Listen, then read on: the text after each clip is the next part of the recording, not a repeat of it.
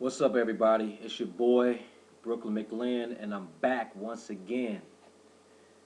You know what it is. You know what time it is. My book of favorite quotes, 30-Day Transformation to Becoming a Better You. We up to quote number 20. After this one, only 10 more to go. This thing is, we're kind of getting through this book, man. Number 20. Uh, hey, man, as always, spreading love. It's the Brooklyn way. Um, I'm going to try to keep this one short and sweet. So we are up to number 20. Obviously, the book is available on my website, lifestrategymeetup.com or amazon.com. 10 bucks. With 10% of the proceeds going towards charity, buying toiletries and socks for the homeless. Same as with the t-shirts. Everything I do is all going towards being of service to others and providing resources that most of us take for granted. So I appreciate your support, man. Number 20. I know I done said that like 4 times. Quote number 20. I would like my life to be a statement of compassion, and where it isn't, that's where my work lies. Okay? Number 20. I would like my life to be a statement of compassion, and where it isn't, that's where my work lies. By Ram Dass. Let's read. Compassion is the emotion that one feels in response to the suffering of others, that motivates a desire to help. I decided a long time ago to dedicate my life to making sure people would not have to feel the pain that I felt as a youngster, feeling lost and unguided. The tragedies I dealt with left me seeking for answers, but no one was there to give them. So it became an obsession of mine to learn as much as I could about life and its ups and downs, and to share with people so they wouldn't have to suffer the same fate. If I could ease the burden of someone's suffering, then they would feel better, and ultimately I would feel better for it. When you have compassion for another, you are seeking to understand someone's pain or suffering.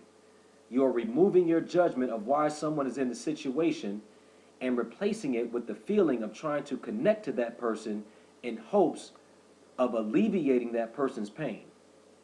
I feel so strongly that it is one of our main purposes in life to practice the ability to relate with each other on a basic human level. Society spends so much time establishing differences, creating separation from the races, nations, religions, etc. We focus so much on what we don't have in common that we lose sight of what we do have in common. This separation keeps all of us from realizing one simple truth that we have lost sight of. We are all a part of one human family, here to work together in cooperation for the good of humanity as a whole. Compassion is one of the main reasons for me writing this book. I will never forget the feeling I would feel when I knew a young child was being raised without both of its parents. I could already foresee the struggle that child would have trying to grow up not having the necessary tools to live effectively. Looking back, I found myself dating a lot of single women with children because of it.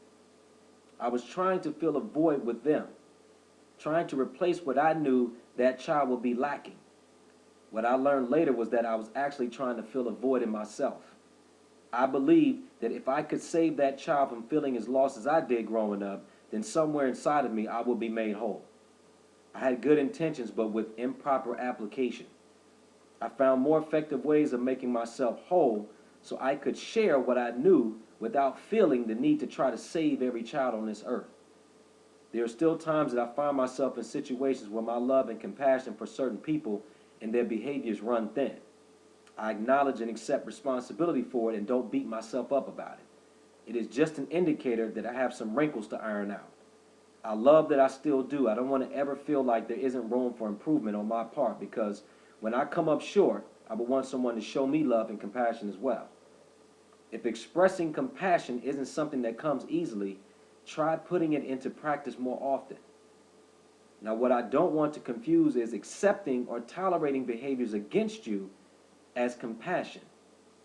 Can you be compassionate to someone who has wronged you?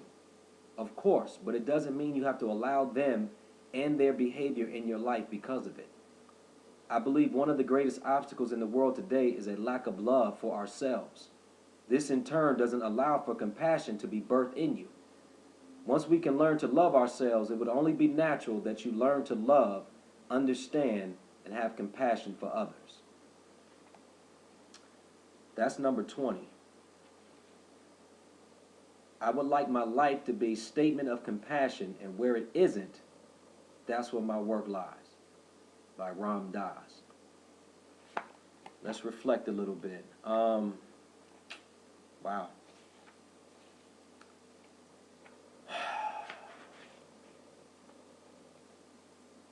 I would like my life to be a statement of compassion, and where it isn't, that's where my work lies.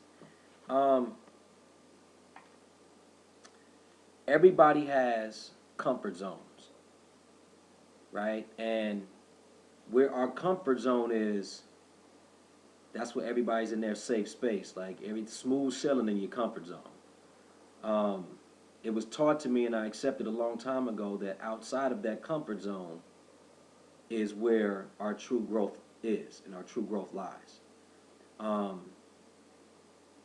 so for me, compassion was something that I struggled with, in the sense of I wasn't properly connecting it to what it truly means.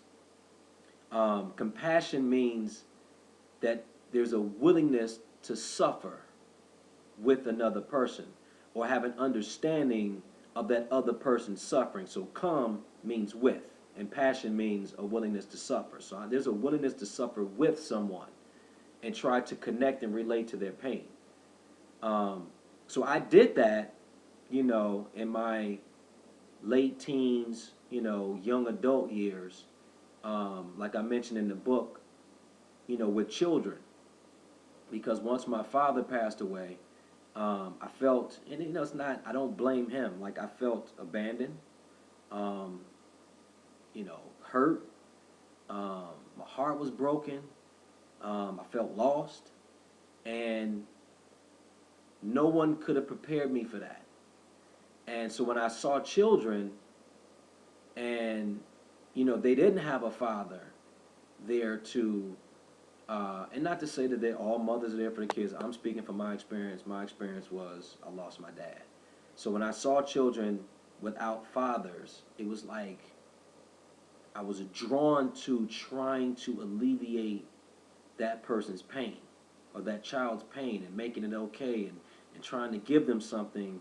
But I learned, after a lot of, failed relationships in that area, was I wasn't really, I was trying to help the kid, but I was actually trying to save myself. Like, I was trying to fill a hole by loving on someone else and trying to prevent them from having or experiencing the same pain I did. But at the same time, it wasn't really, that was my comfort zone. It wasn't really causing me to grow.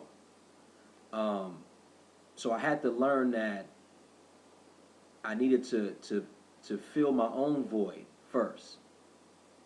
And then now the compassion is, I believe, more effective, more authentic. It's more genuine, because I had to step outside of my comfort zone to fill myself up. I had to learn new things. I had to gain new information. I had to accept responsibility for a lot of things. I had to acknowledge a bunch of mistakes. I had to be willing to die to the person that I was, and then step out of that and be birthed into this new space. So now, when I look at children who are in that kind of situation, yes, I provide the information. I provide the information to any and all who want to receive it, but I don't feel like I'm less than, or I'm unworthy, if I'm not able to rectify that situation. Um, Everybody has their own life experiences, and we're all here for different reasons and different purposes, to experience different forms of this life. So took that burden and that pressure off of myself of trying to save every person. right? It would frustrate the crap out of me trying to save everybody. It's like, nah, you can't save everybody. Um, you can just be an example of what you want to see in the world. But it doesn't mean that I got it all and I got it all figured out and I know it all. It's like that's so far from the truth. So I still have residual stuff. And when it shows itself, I'm like, oh, that's more work that I need in that area. Um, if I have an expectation and something doesn't go my way and I'm disappointed, and my first instinct is to want to point my finger or blame whatever it is that didn't give me what I thought I deserved, then it's like, oh, okay, allow that feeling and then go, well, why am I feeling that way? And then, work processes and work my way through it and come to a healthy resolve within myself. And then go back and work on, well, why didn't I have that initial reaction of compassion when it didn't go my way? Um, why wasn't I willing to see the other side? Why wasn't I willing to connect with what those people's decision making process was? Why did I automatically, and that's just, old residual preconditioned, stuff that we carry from childhood on into our adulthood. Um, so I love that part of the game and of the knowing is I can always be more compassionate. I can always be more loving. And when I'm not expressing that, I'm like, that's where you got some more work, my man. And it's fun to me. It's like, going to the gym and, your arms are looking kind of nice, but then your legs are real scrawny. It's like, don't not work your legs. Well, I'm just going to keep working my arms because that's already looking good. It's like, nah. Put some intention on them legs and build those things up, and then find another area, find another area. So that's really what it is for me on a daily basis is when it reveals itself to me because I attracted it. So when I see it in front of me, and if I'm not able to have my first thought, with compassion or love in my heart, then it's like, okay, I don't beat myself up about it. I don't judge myself like, oh, you ain't nothing and all that. And that's like, no, it's okay. Feel it. What is that? Why? Move through it. And then when the next opportunity comes, because there will be another opportunity, let me try it again. Let me think with my heart first. Let me be more compassionate first. Let me express love first, as opposed to thinking with my ego.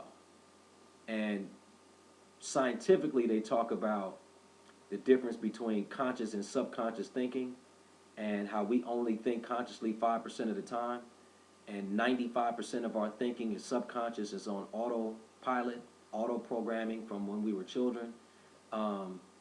So it's a practice for me to try to think consciously a greater percentage of the time, and to think with love first, to think with my heart first, to think with compassion first.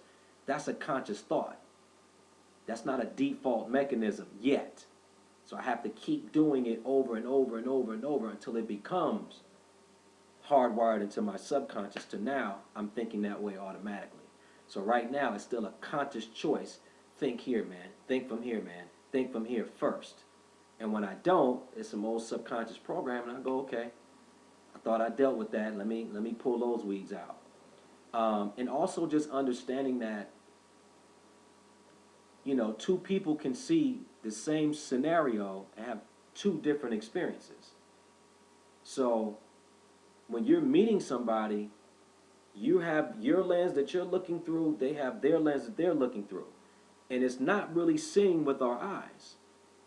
So it's what we believe that determines what we see. Okay? So seeing is not a function of looking with our eyes, because two people can look at the same thing and see two different scenarios. It's our belief system that allows us to see. So based on what I believe, I view something, and then I determine the experience based on what I believe, not what I just saw. Okay? So that's really important when we're interacting with people, and having compassion is, okay, let me understand that first. So whatever judgment, whatever assessment that I make is coming from my belief system. Okay, so let me put that down for a second. Let me shift and try to look from that person's belief system or perspective and try to have an understanding before I react. To me, that's the essence of compassion. And where I'm not able to do that in certain areas, that's where my work lies as far as improving as an individual. Okay, so I know I went all around the baseball diamond to try to make that point, but sometimes that's what you got to do. Um, so I would like my life to be a testament of compassion, and where it isn't, that's where my work lies. So we can always be more, become more, do more. And like I said, for myself, an example that I want to set is where I'm not compassionate, and sometimes you don't know. It will reveal itself, right? It will reveal itself, and then when I point my finger at it, like, I gotta go, whoa. Let me look within, because if I'm feeling a certain way about it, it must already be resonating inside of me, because my beliefs determine what I see. So if I'm seeing it a certain way, it's because I believe something, and if it's not compassionate, then I need to go inside and work that out. So next time I see something like that, my belief system will dictate a different experience. I will see something different because I changed my belief system. Okay, that's it, man. Like I said, I was promised not to be long-winded. Number 20, I would like my life to be a statement of compassion, and where it isn't, that's where my work lies. By Ram Dass. Um, so let's try to be more compassionate with each other. Let's have a willingness to connect and relate, because we're not separate. We're all here together. Even though they stress and preach separateness, it's not. The second law of the universe is correspondence, and it basically says that everything's connected. We all correspond. We're all connected. We are as connected to each other as God is connected to us, as the universe is connected to the stars, and the nature, and like, it's all intertwined. Everything is God. The air, the trees, me, you, the table, the food, like the ocean, the sun, like everything is God. So if everything is God, I need to condition myself to view people and situations and circumstances that way, so I respond accordingly with compassion. All right, it's your boy Brooklyn Mclinn. Get your Spread Love t-shirts, lifestrategymeetup.com. My email is lifestrategymeetup@gmail.com. Once again, thank you always for your support, and let's keep growing, baby. Peace.